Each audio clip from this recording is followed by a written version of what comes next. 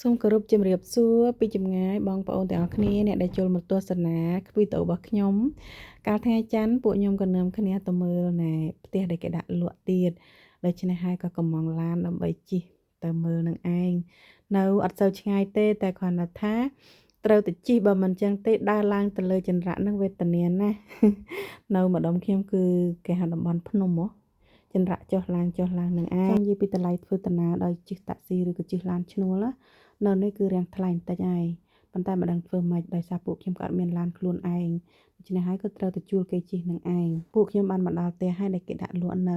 គេហៅ Walkley Hill វានៅលើអាចចង្កេះភ្នំដូច្នេះពួកខ្ញុំត្រូវជិះឡើងមកពេលមកដល់ទៅក៏មានមកគូនឹងគាត់បានមកមើលមុនដូច្នេះហើយអ្នកគេហៅភ្នាក់ងារលក់អចលនទ្រព្យនឹងគាត់ថាបើអញ្ចឹងឡើងទៅមើលខាងលើមុនទៅដោយសារតែមកគូមុនក៏រវល់មើលជាងខាងក្រោមចឹងពួកខ្ញុំក៏បានឡើងមកខាងលើមុននឹងឯងចូលមើលបន្ទប់គេហៅថាបន្ទប់ double bed មិនសូវជាធំទេតែឈ្មោះគេដាក់ double bed ចឹងណាហើយក៏ចូលមើលបន្ទប់ទឹកបន្តិចដែរសម្រាប់ខ្ញុំស្រឡាញ់បន្ទប់ទឹកធម្មតាអញ្ចេះមិនចាំបាច់មានអា bathtub ហ្នឹងគឺគេស្នូកដេកស្នូកដេកងូតទឹកនោះខ្ញុំអត់សូវចូលចិត្តទេហើយគេក៏មានបន្ទប់ទូចមួយសម្រាប់ធ្វើការដោយថាអ្នកធ្វើការនៅផ្ទះ office ទូចមួយដែរគេមានហើយសម្រាប់បន្ទប់ជឿនដំបូលគឺស្អាតហើយធំទូលាយបើខ្ញុំដាក់បន្ទុកគឺខ្ញុំស្រឡាញ់អាជឿនខាងលើនឹងឯងគឺស្អាតទៅវាធំទូលាយស្លាស់ល្អគេហៅជឿនភាសាអង់គ្លេសគេហៅ attic ជឿនដំបូលអញ្ចឹងទៅណាផាចេញចុះអញបកប្រែអញ្ចឹងអញព្រោះវានៅជាប់នឹងដំបូលនៅនឹងនេះគេធ្វើផ្ទះទូចក៏ពិតមែនតម្លៃគឺថ្លៃខ្លាំងណាស់ហើយទោះបីជាថាទូចក៏វាមិនអីដែរដោយសារអាកាសធាតុត្រជាក់ដូច្នេះហើយទូចក៏ល្អប្រើដែរហើយខ្ញុំចូលមកកោឆាយប្រើបន្ទប់ទឹកគេសាកមើលប្តីខ្ញុំគេថាយ៉ាចូលទៅសាកមើលឯណោះចាខ្ញុំស្រឡាញ់អាប្រភេទអ្នកគេហៅថាអាបន្ទប់ងូតទឹកបែបធម្មតាចេះងាយស្រួលដោះងាយស្រួលសម្អាតនឹងឯងនៅយើងឯណោះបើសិនជាមានដីទូចធ្វើផ្ទះបែបនេះក៏បានដែរប៉ុន្តែគ្រាន់តែថាយើងវាក្តៅតំបន់យើងក្តៅហប់សើមវាពិបាកសម្រាប់វាអាចហប់ខ្លាំងពិបាកក្នុងការរស់នៅ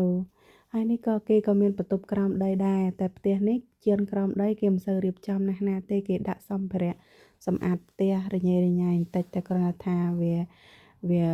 បើសិនតែយើងទិញទៅយើងរៀបចំទៅមានអីគួរសមដែរតាខ្ញុំក៏ឡើងមកផ្ទះបាយខាងលើសម្រាប់ខ្ញុំណាឲ្យទៅផ្ទះបាយឲ្យទៅឃើញជាក្រានហ្គាសគឺចូលចិត្តដោយសារតែខ្លួនឯងរាល់ថ្ងៃប្រើជាក្រានអគ្គិសនីតែគ្រាន់តែដឹងថាពិភពលោកឥឡូវហ្គាសគឺថ្លៃដូច្នេះអគ្គិសនីក៏ល្អមួយយ៉ាងដែរនៅសំចៃបានខ្លះតែគ្រាន់តែថាដោយសារខ្ញុំនៅខ្មែរអញ្ចោះណែខ្ញុំប្រើជាក្រានហ្គាសផងជាក្រានធ្យូងផងទៅជាក្រានអុសផងទៅពេលឃើញជាក្រានហ្គាសរាំងសบายចិត្តគ្រាន់ខ្ញុំក៏ដើរត្រឡប់មកបន្ទប់